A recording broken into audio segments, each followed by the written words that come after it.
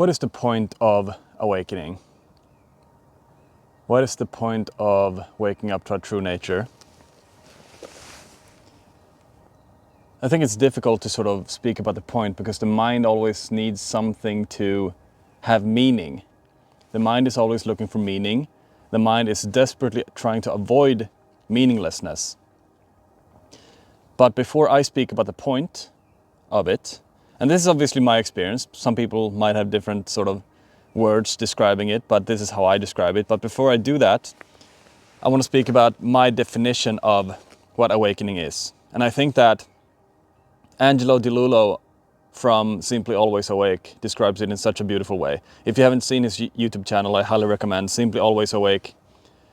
His pointings and his explanation, how he words things and everything, has helped me immensely to understand what this is, and it's helped me to dive deeper into myself, how to unpack different beliefs, how to feel stored emotion, trauma, how to see through identity and all this sort of stuff. So if you're interested in that, go onto his channel, Simply Always Awake. He defines awakening in such a way that he says it's simply learning to see clearly. So seeing clearly. And what does he mean by that? And what do I mean by that?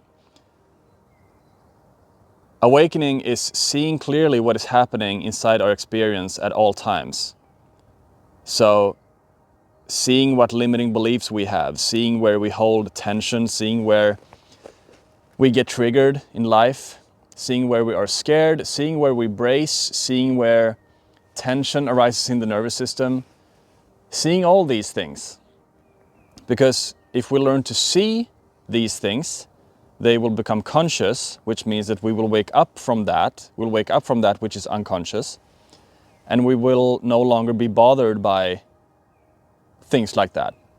Stored emotions, traumas, limiting beliefs, identities, needing to be a certain way, believing that happiness is just around the corner, believing that we need a certain amount of money to be happy, believing that we are this separate self, this separate sort of individual inside experience, that I am in here inside the body and this is the outer world, and I need to protect myself from the outer world because from experience it's been very painful. The outer world hurt me in the past when I was a child, for example. So defining awakening is seeing clearly what is happening and learning to free ourselves from that which is painful, learning to not suffer, learning to wake up from that which is suffering all the time, the separate self, the individual, the one that sees himself as an inner world trapped in an outer world somehow. Learning to see that that is what makes us suffer, and waking up from that, waking up from the illusion of separation. Now, what is the purpose of that? What's the point of awakening? Well, there is no point to it really. But if I speak from my own experience, what I have noticed in myself is that I have gone from, like I said, a feeling like I was a separate self inside the experience, that I am in here and sound is out there somewhere, that I am in here behind the face or behind the heart, and all of the world, all of the rest of reality is happening outside, sort of separate from me, and then trying to solve my life. Treating my life as a problem to be solved, I used to do. I used to believe this was what was normal. And it is normal, unfortunately, for most people on the planet. We all walk around and believe that life is a problem to be fixed. And when we believe this, when we walk around like this separate self, we will be trapped, or let's say enslaved, by our cravings, by our addictions, by our tendencies. We will believe that I am a fixed, solid self that is unable to change, a victim to life. And then as we awaken a little bit more, we might start to think that I am the creator of my life. I can create my happiness. I can take action. I can take responsibility over my life, and I can improve myself. And this is just a step closer to sort of seeing our true nature or waking up, is that we believe that this idea that tells me that I have been flawed, or that I'm a victim, or that I'm not worthy, I can improve this idea. So I will be worthy in the future, once I have done enough, maybe I need to achieve certain things to prove myself worthy, or achieve some goals, or find some new relationship, or get a certain job or a title or a certain amount of money or a car or a house or something, and then I will be worthy, then I will feel happy and at ease, then I can relax. And that was a necessary step for my awakening, believing that this idea about this separate self, believed that he could improve himself in the future somewhere, sometime.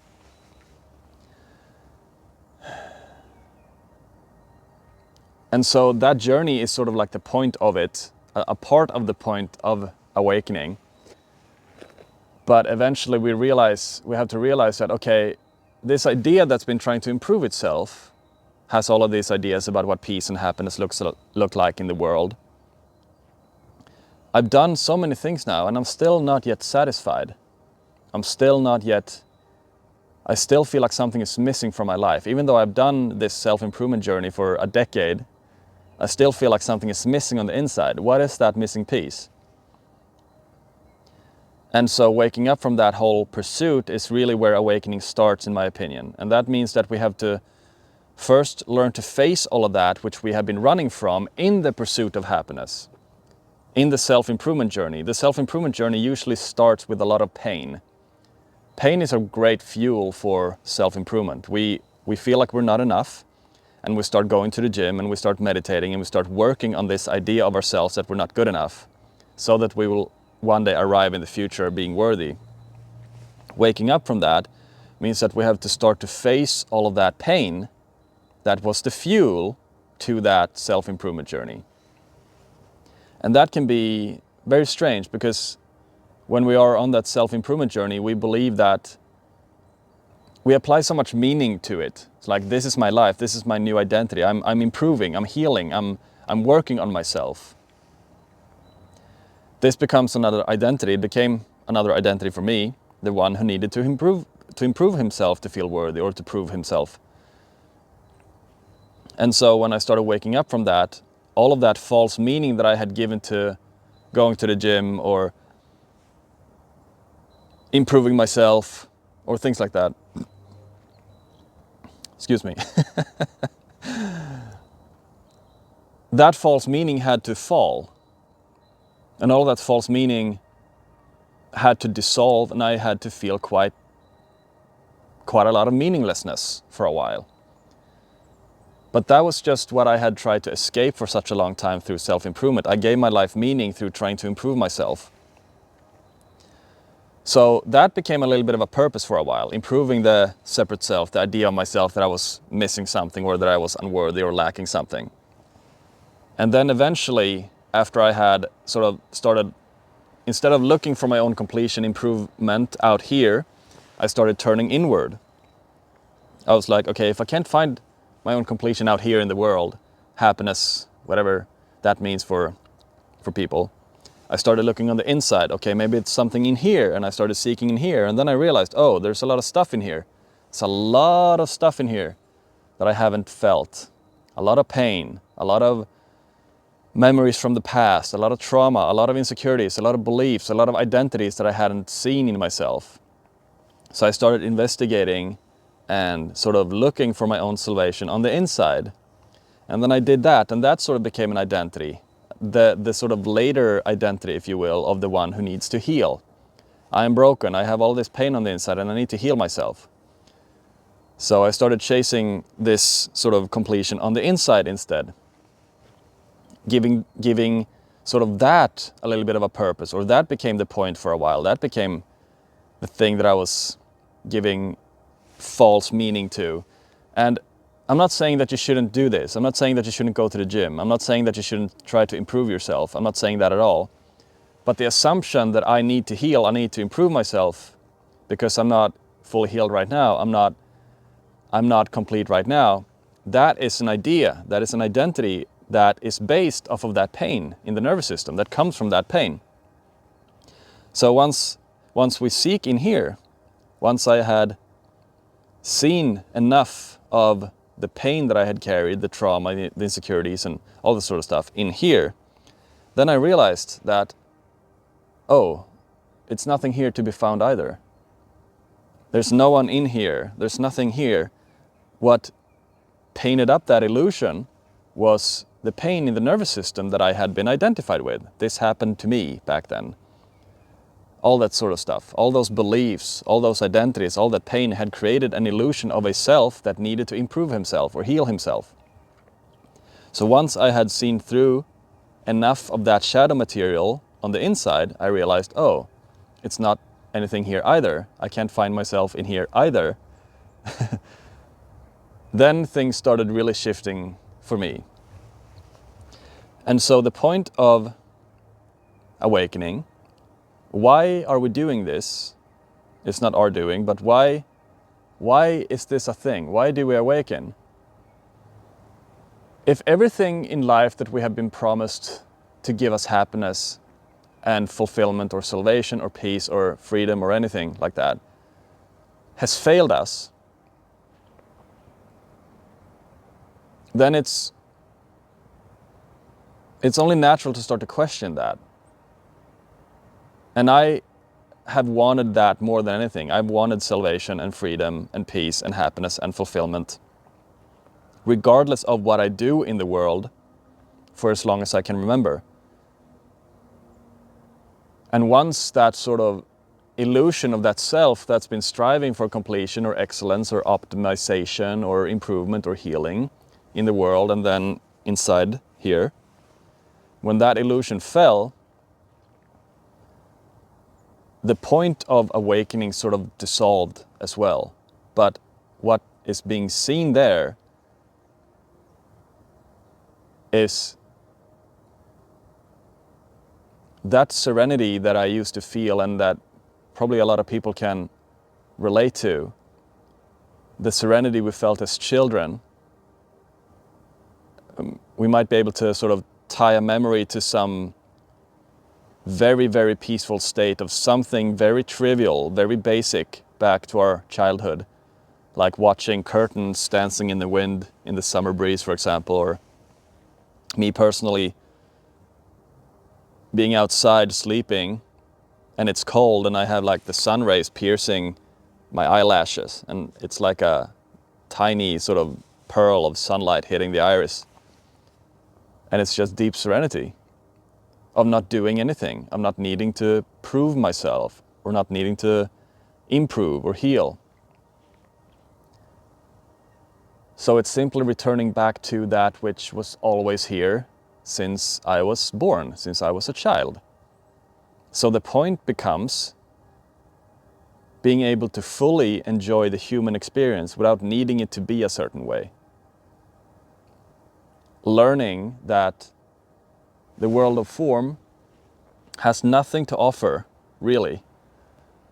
It has nothing to offer, and we have to sort of seek meaning in the world of form to be able to do that. And I did that. I went on a hero's journey. I moved across the planet and I did things I thought was gonna give me that salvation that I was speaking about. But I couldn't find it.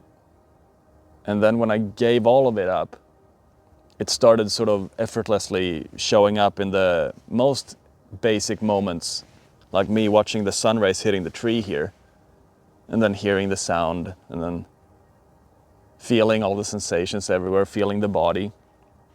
You know, that which was here when we took birth, you know. First time we opened our eyes and we looked at the world and we saw everything. Like that beauty is always here. And it's so beautiful. And it's like,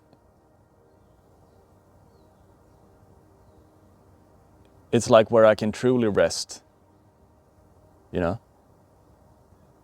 It's where I find all the creativity that I need. It's very tender. It's very vulnerable. It's very open. But it's so much, and those things are not bad, by the way. That's what we want. It's like all the everything that we have ever wanted is found inside that sort of tenderness. It's like becoming a kid again. It feels amazing. And it can't be spoken about because it's everything. It's what holds everything. It's what sound travels inside. It's all of this, the empty space that holds everything. Thoughts, feelings, body, all of what the senses are picking up, everything. It holds all of that. And so the point of awakening is not to gain anything. It's not to achieve anything or to become anything. Excuse me.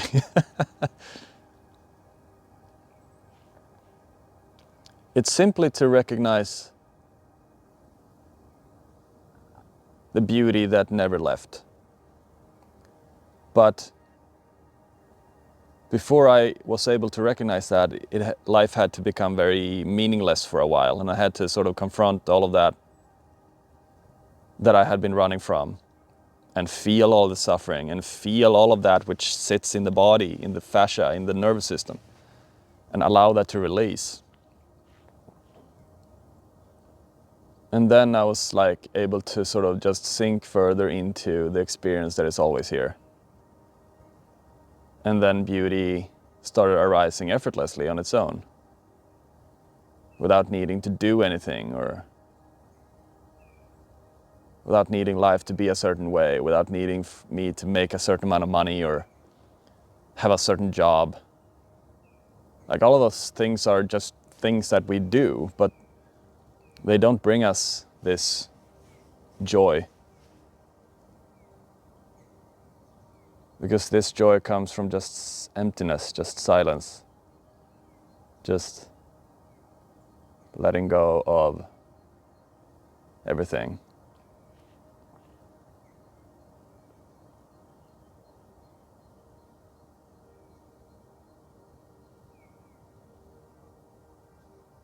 And I can sit like this for hours, like this is the thing that matters, the only thing that matters. And the funny thing is that when we sort of see this deeper, everything else starts to matter. Everything gets stripped of its meaning, and then we find this meaning that is empty. It's not based on anything. We're not leaning on anything to get meaning, and then everything else just becomes so much more meaningful because we don't have any attached meaning to it. Everything becomes beautiful. Everything is moving and changing and appearing and disappearing and just happening on its own all the time. And seeing that, like that this is a thing, like this is happening in reality, and I'm a part of that, I am that, like that becomes the new thing that gives everything meaning. That's the point of seeing that is the point. So it's not a point, it doesn't have any meaning in the typical sense that we think of meaning, but everything just becomes gracious. And that is the meaning that we're all seeking. Somehow there's still meaning, and it's more meaning than anything that I've ever thought of ever before. It's automatic and it arises on its own.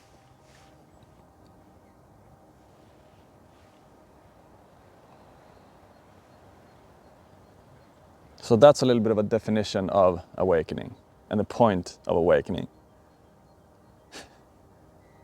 Thank you for watching. I'll see you in the next one.